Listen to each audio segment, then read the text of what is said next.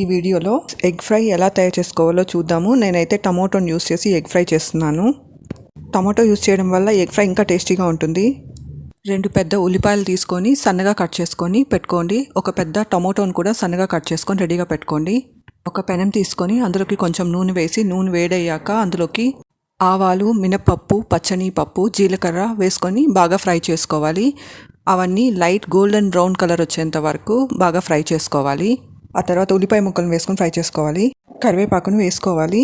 Cut చేసి పెట్టుకున్న tomato ముక్కలు వేసుకొని బాగా ఫ్రై చేసుకోవాలి. మూత పెట్టి ఉడికిస్తే తొందరగానే టమాటో ముక్కలు మగ్గుతాయి. తర్వాత రుచికి సరిపడా కారం, ఉప్పు, పసుపు, ధనియాల పొడి వేసుకోవాలి. 5 కోడిగుడ్లను తీసుకోవాలి. మీరు ఎంతమందికి అయితే చేసుకుంటున్నారో దాన్ని బట్టి కోడిగుడ్లను తీసుకోవాలి. తర్వాత 1 టీ స్పూన్ కారాన్ని, 1 టీ స్పూన్ ధనియాల పొడిని, రుచికి సరిపడా ఉప్పుని వేసుకొని బాగా ఫ్రై చేసుకోవాలి. కోడిగుడ్లను పగలగొట్టి పెనంలో వేసుకోవాలి. గంటతో కదపకుండా మూత పెట్టి అలానే మీడియం టు లో హీట్లో పెట్టి ఒక 3 నిమిషాలు అలానే వదిలేసేయాలి. 3 నిమిషాల తర్వాత ఓపెన్ చేసి చూస్తున్నాను. ఎగ్ హాఫ్ కుక్ అయింది. ఇప్పుడు గరిటెతో మెల్లగా తిప్పుకోవాలి.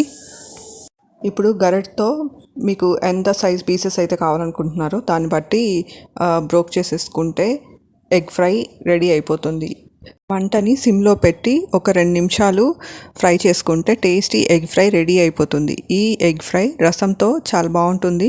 రసంతో ఈ ఎగ్ ఫ్రై అయితే గుడ్ కాంబినేషన్. కంపల్సరీ ఒకసారి ట్రై చేసి చూడండి. ఎగ్ మంచి న్యూట్రియస్ ఫుడ్. ఇందులో మంచి ప్రోటీన్ అయితే ఉంటుంది. హెల్దీ అండ్ టేస్టీ రెసిపీని ఒకసారి ట్రై చేసి చూడండి.